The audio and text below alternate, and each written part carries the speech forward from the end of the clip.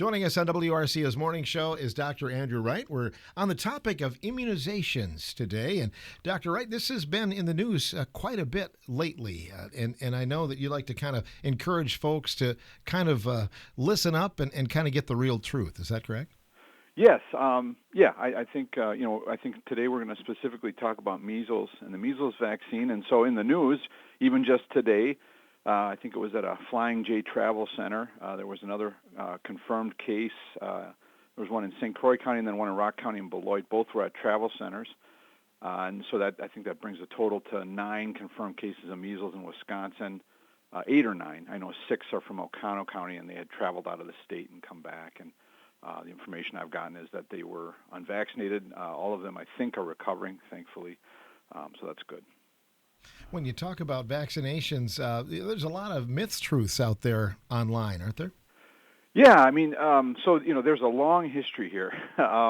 If we, think of let's start with the virus itself, measles. We have records going back over 1,000 years of cases of measles. So it's been with us for a very long time.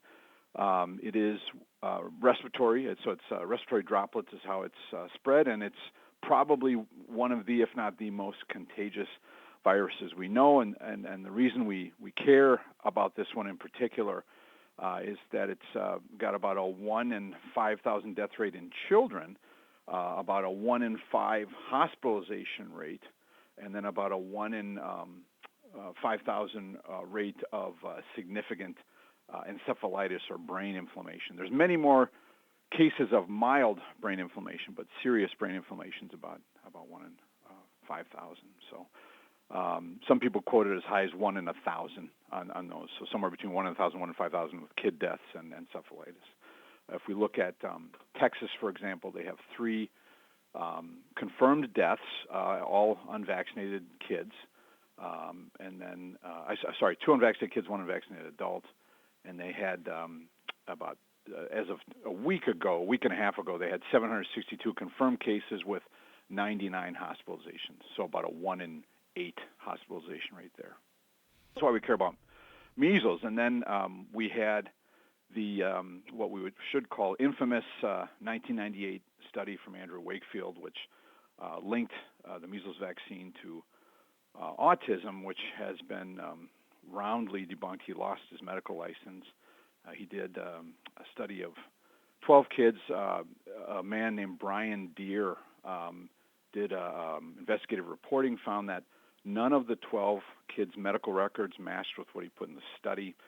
10 of the 12 scientists, doctors who signed on to the study retracted. The study was pulled for being false.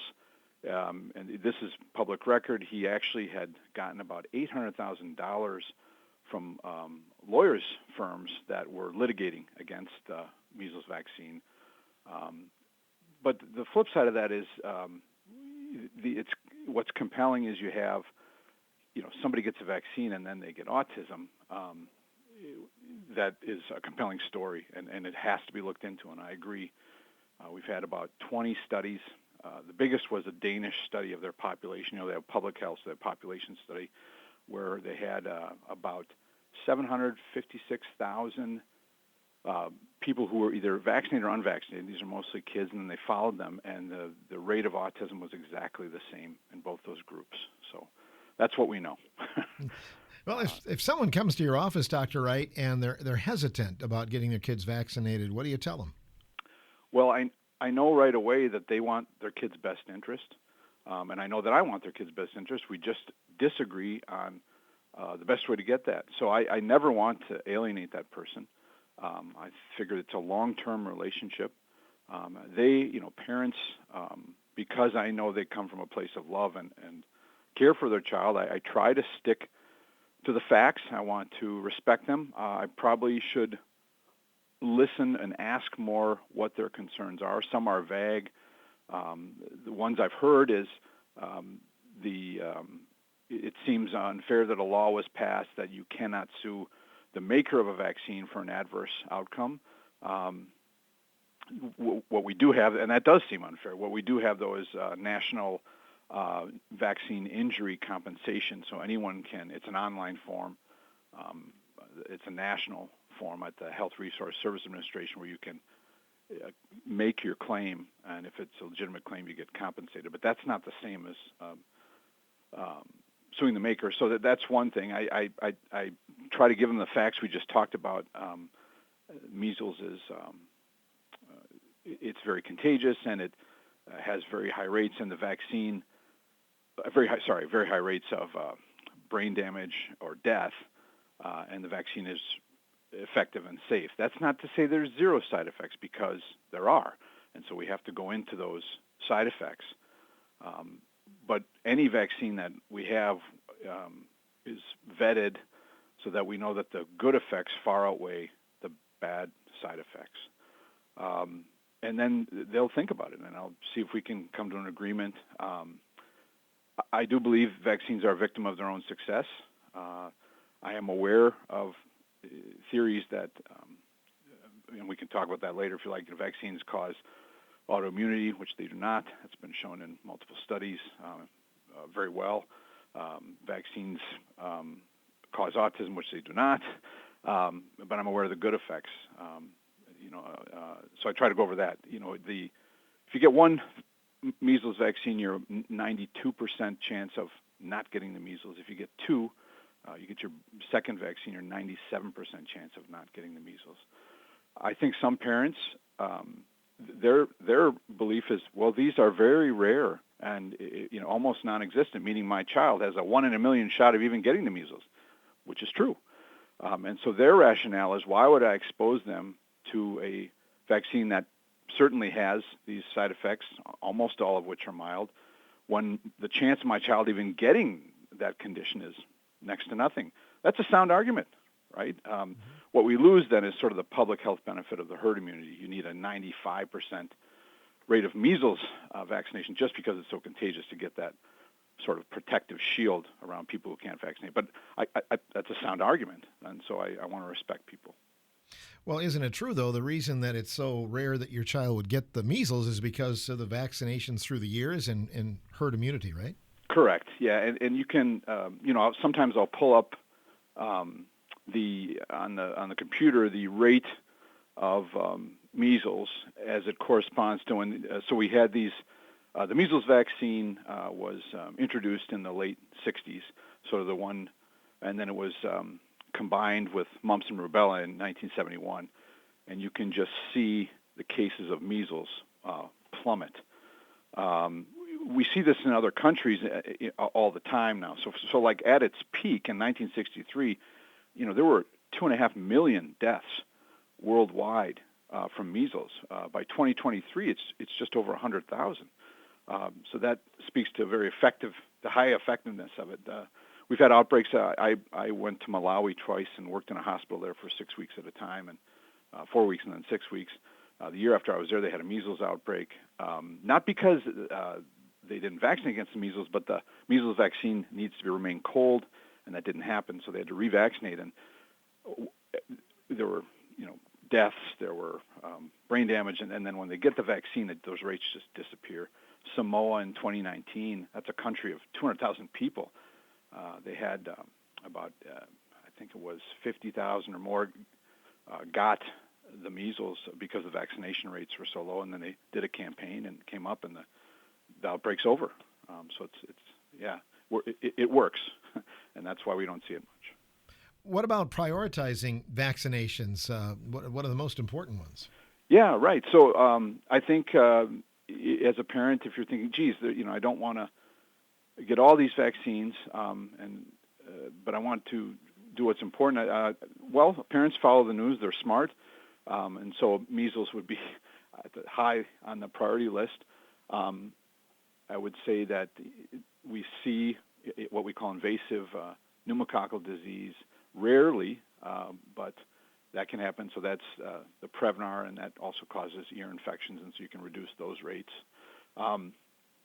Rotavirus used to cause a lot of hospitalizations in the U.S. and deaths overseas, and that vaccine is 90% effective. That's an oral vaccine. The first iteration of that one did have a terrible complication where the small intestine would telescope inside and cause an intestinal blockage. and that vaccine was discontinued. So let's be very clear that there have been significant side effects. So they retooled it. And the retooled vaccine called Rototec does not have that side effect at all. In fact, I've had zero adverse effects from that vaccine, and it's highly effective. So I would put that high on the list. Haemophilus influenza type B is still very much around, and that can cause meningitis. So that's high on the list. You don't see diphtheria anymore. You don't see too much tetanus, but you do see a lot of whooping cough, and that, although it doesn't cause a lot of death in the U.S., it does cause some, and it causes hospitalizations. And so the reason I mentioned the other two is it's the only way to get it, just like the only way to get measles is with mumps and rubella. The only way to get whooping cough is with diphtheria and tetanus, so that's high. A little lower down, hepatitis B is low because we're in a very low prevalence hepatitis B area. We have to be very frank about that. That's a discussion for another day, but that's transmitted through saliva, through the blood supply, and can be sexually transmitted. But it's in our community, anyways, it's very low. It's much higher rates. Southeast Asia, parts of Africa, parts of northern Canada and Alaska. Those are pockets of it, but it's low here. Some of our older listeners remember what a horrible time it was when polio was running rampant. Yeah, sorry, I should have mentioned polio. Yeah, has that made a comeback, or is that where is that at right now? Yeah, it's back. That's another example of a very effective vaccine that came out in the 50s. We had two of them. We had the inactivated vaccine from Jonas Salk, and then the Sabin vaccine.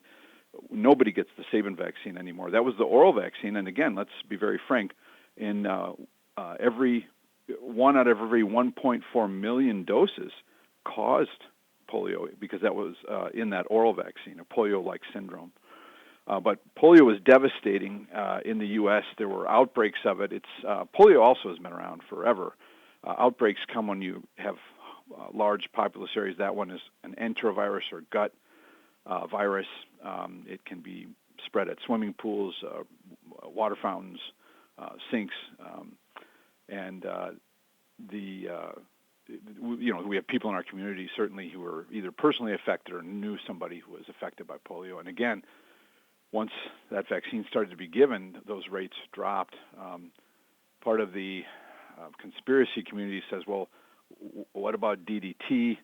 And if you look at when DDT, which is what we used as an insecticide, because it also affects the same part of the spinal cord, which affects the muscles, the height of DDT lasts much longer than the polio. Not to mention we isolated the polio virus with electron microscopes. The rates dropped way before we stopped or even decreased using DDT. So it doesn't match up. It's a correlation, not a cause. So the polio vaccine is quite effective, as many people can attest. People in my generation and beyond. I'm a physician, so I've seen post-polio syndrome, but a lot of people have not even seen that at all, ever. Where does Wisconsin rank in vaccination rates these days, Dr. Wright? Well, we're low. we're 49th for the measles in particular. I don't know the rates for all the other vaccines. So we have a recipe where we could have an outbreak like they have in Texas. It could happen. There's the other common myth is that, a few things. One is that isn't it just better to get the infection? And if we're talking about the common cold, well, yeah, it's better to get the infection. If we're talking about measles, and our immune system has three components, which is the antibody or humoral cell-mediated immunity, which is kind of like kill the infected cells on contact, and then something called the complement system, which can which can attack directly infected cells. So the vaccine does a good job of inducing a response not only with antibodies, not only with the humoral, but also with the cell-mediated, or sort of that's what you could think of that as, like Space Invaders, where you're just trying to shoot the bad cells and get them right away, and it induces a good memory. The problem with the natural infection from measles is what we talked about earlier, is just the high rates of very serious complications. Measles is quite a risk. I mean, it's a serious situation, especially get into the more toward the fall and winter months, isn't it? Yeah, I mean, the more we're together indoors, it's if we don't have immunity to it, it's pretty easy to get, and then it's even if you think of just the hospitalization rate, 1 in 5. That's a big inconvenience, and then you're talking about needing antibiotics for respiratory infection, or you have a mild case of encephalitis, meaning you have bad headaches. You can get diarrhea. We should talk about, just briefly, how do you know if you have measles? Well, generally the symptoms come on a week to 2 weeks after a person's exposed. A person is most infectious 4 days before the rash and then 4 days after they have the rash. There are 5 symptoms to look for. So fever, including high fevers, up to 104, 105. The rash, which always starts at the top. So it starts with the scalp, goes over the face, then goes over the trunk, arms, down the legs.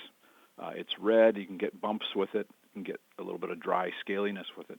And then what we call the 3 C's, which is cough, coryza, and conjunctivitis. That means cough. Coryza just means runny nose. Conjunctivitis means red eyes. So you start to get that combination. The high fever can sometimes precede the rash. With that characteristic rash, you'd want to consider it could be measles. So if we got it back in school and we had both shots, are we as adults safe? Yeah. For the quick answer is yes. Could immunity wane? In some cases, it could. Some people do request a titer. It's easier just to get a booster dose. That's easier in the sense that it's cheaper and we don't see adverse side effects. Particularly, adults even have less of the common side effects, which are pain at the site of the vaccine, temperature up to 101, and in about 1 in 25 to 1 in 50, you'll get a rash about 4 days after you get the vaccine. So a booster dose is quite safe as an adult. Schools, they don't have to necessarily have vaccination, that record in the office anymore, do they? No, and I think there's a lot of ethical issues with compulsory vaccination. Families can choose to not do it. Yeah. The measles vaccination is safe, though, in your words. It is. I want to. This might confuse people. I had a patient with a very serious, rare complication from a measles vaccine, a condition called ADEM, acute, either disseminated or demyelinating encephalomyelitis, which most often this condition is actually caused by viral infections, and there are.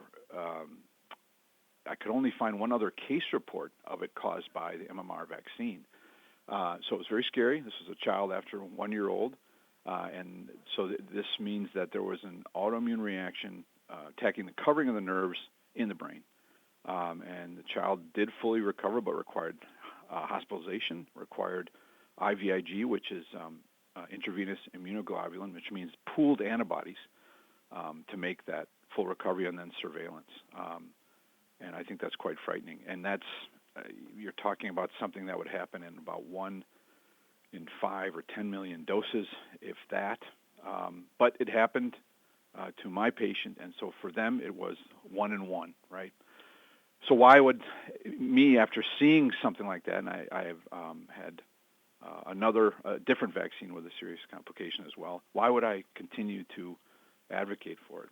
Well, because of what I know about measles, I unfortunately, having been in Malawi, I saw kids who were permanently brain damaged from measles, and that rate is much higher than what happened to my patient. That's the reason. But I want to be clear-eyed that this is a balance. I've never seen that. I've had thousands of kids get the measles vaccine before and after that child, and I've never seen that again. Lots of folks, have debated whether to get another COVID booster. What's your feeling on that? Open up another can of worms. Let's go where the evidence is most solid. Okay. We have very solid evidence that if you're 60 and over, if you have hypertension, if you have diabetes, if you are obese, meaning a BMI of 30 or more, particularly if your BMI is 35 or more, that the COVID vaccine will reduce your chance of being hospitalized or dying. That's solid. Once we start going less than 60 or you don't have those other conditions, then the benefits drop off. And then when you get to, there's good evidence for pregnant women benefiting in terms of better outcomes for their pregnancy, less preterm labor,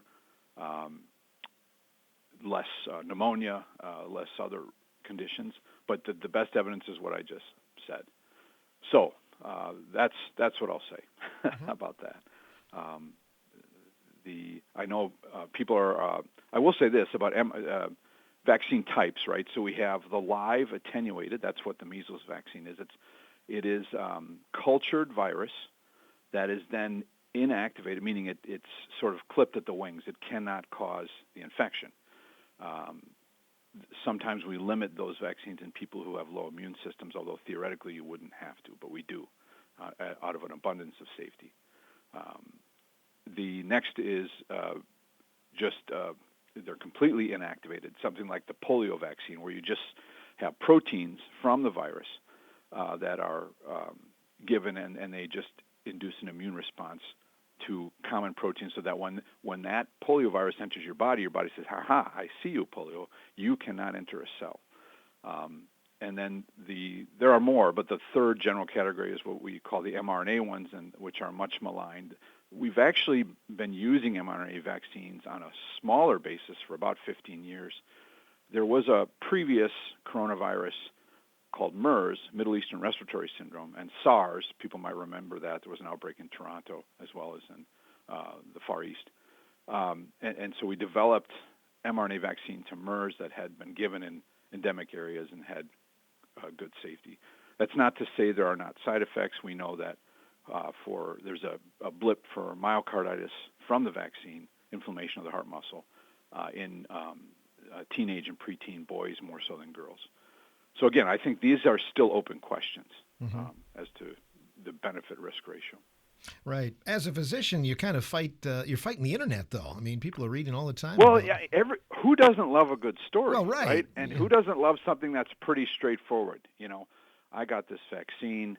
I got chronic fatigue. I got this vaccine, or my child got this vaccine. They have autism. You know, some of these are coincident, right? The word coincident means two incidents that happened at the same time. And so then we take those seriously. And then you study that on a large population scale, and you either say, yes, you're right, this is not just a correlation, it's a cause. Or more often it's, no, that's not. You know, you don't hear a story like this that says, I got the measles vaccine and I didn't get measles. That doesn't make for a good copy. You know, that's not going to sell. But that's the story that's most often happening. You're going to be opening up the flu clinics and the COVID shot clinics coming up here real soon, aren't you?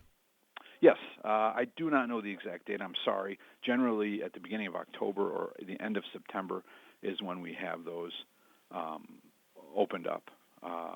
And the injectable flu vaccines tend to, I won't go into too much detail, but tend to be effective. We had a decent match last year, and we're hoping for a good match. That's a bit of a guessing game, as there's what we call genetic drift in the influenza virus each year. We get the southern hemisphere, their winter is kind of before ours, so we get a preview, say, with data from Australia of how good we're going to have a match, and that usually tells us. But yeah, that's effective for reducing hospitalizations. Sure. And what about the pneumonia vaccine? Who should get that? Well, it's kind of misnamed. You know, we all call it the pneumonia vaccine, including myself. It's a pneumococcal vaccine, and it's for adults. It's been expanded to 50 and up, and then it's in the kids regimen too. And the main thing it's for is it reduces the risk of invasive pneumococcal disease. Most commonly, that would be meningitis. there is a small effect on decreasing severity of pneumococcal pneumonia. The pneumococcus bacteria is a common cause of lobar pneumonia. So that's who it's for. Yeah. And in terms of the shingles vaccine, I was going to ask you about that as well. Well, here's another interesting thing that a lot of people rightly point to is with the increase in varicella vaccine, we actually have increased shingles incidence. And the reason for that is because there's fewer kids getting the chickenpox. That's less sort of low-level immunity reminders to those of us who are at risk of shingles. Anyone who's had I'll back up a little. Chickenpox is in the family of herpes viruses. There are 8 herpes viruses, including herpes simplex, including chickenpox. And so the chickenpox, or varicella zoster, we never get rid of it. So if I get the infection, which I had as a kid, if I get chickenpox, I always have that virus living in the dorsal ganglia of my spinal cord. It's always there, which corresponds to sensory areas on our body, regions on one half of the body.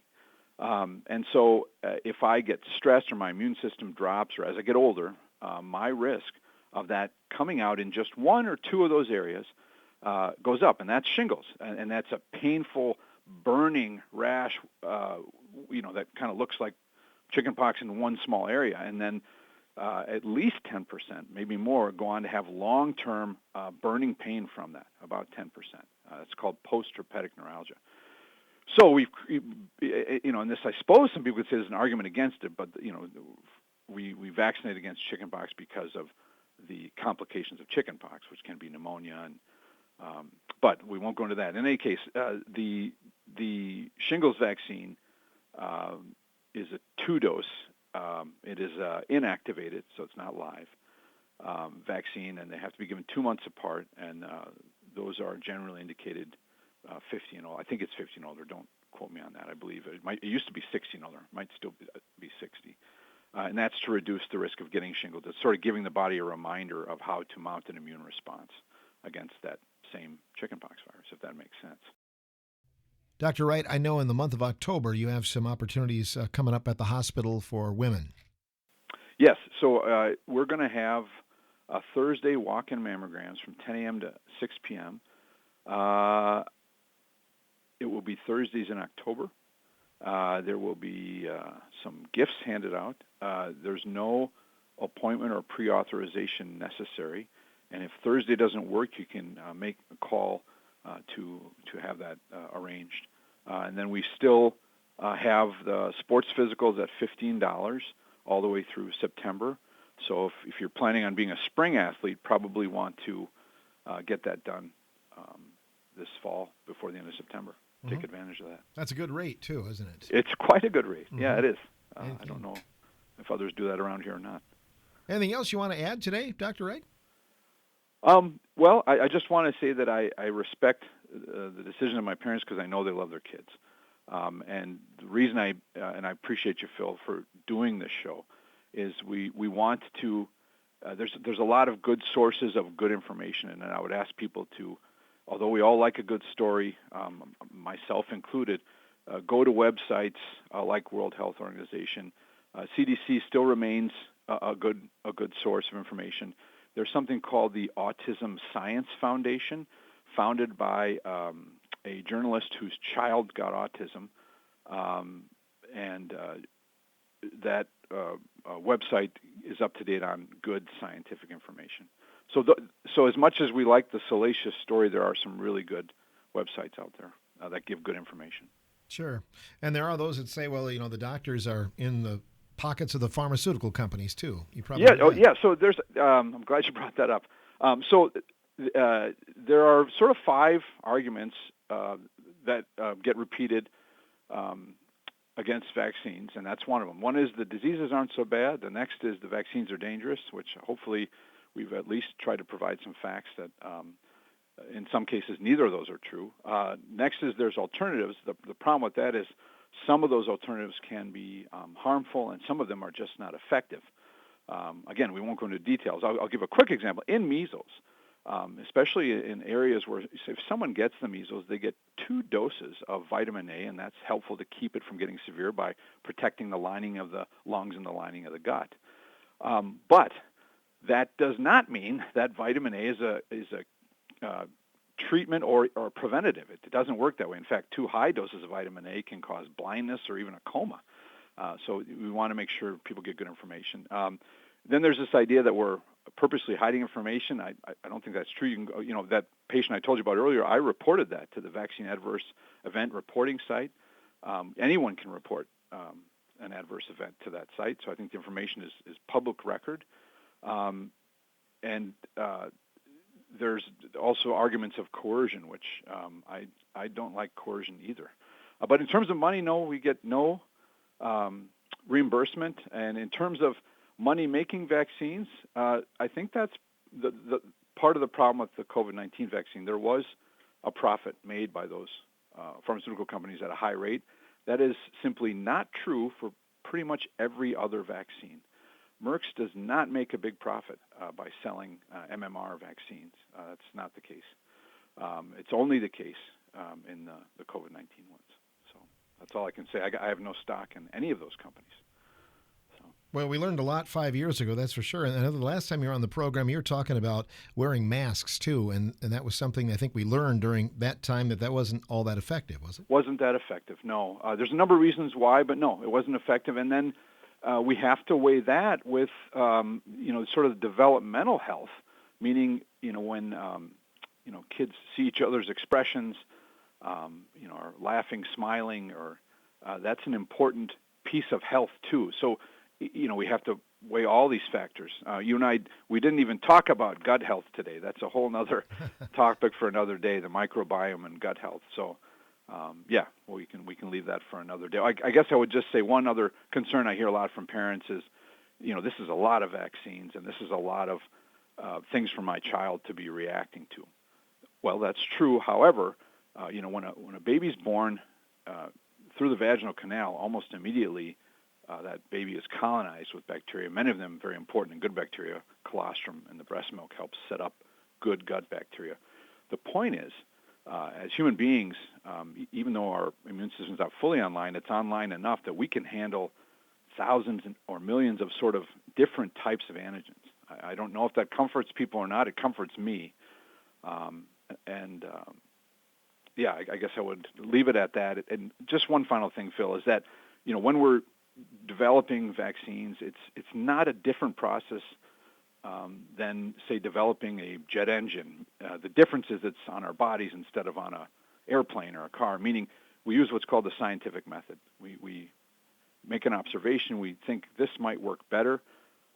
We then test that. We then make conclusions based on what we observe. We've done this as human beings throughout history. That's why we use a hammer to a nail instead of our hands, because it works a lot better. Somebody figured that out a long time ago. That's why we use round wheels instead of square wheels.